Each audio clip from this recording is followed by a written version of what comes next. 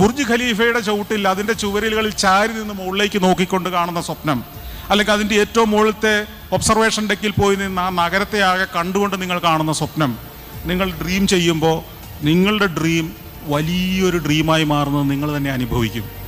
എന്നെ സ്വപ്നങ്ങൾ കാണാൻ പഠിപ്പിച്ചതൊക്കെ ഈ യാത്രകളാണ്.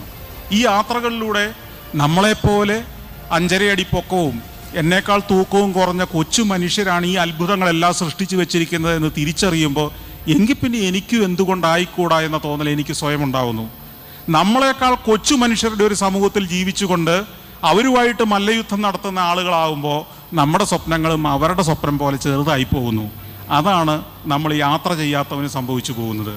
നമ്മളെക്കാൾ ചെറുതായ മനുഷ്യരുമായി കലഹിച്ച് ജീവിച്ച് തീർക്കാതെ വലിയവരുടെ ലോകത്തേക്ക് നടന്നു ചെല്ലേ, എന്നിട്ട് അവർ കണ്ട വലിയ സ്വപ്നങ്ങളുടെ ഭാഗമാവുക, ആ സ്വപ്നങ്ങളുടെ ഷെയർ ഹോൾഡർ ആവുക.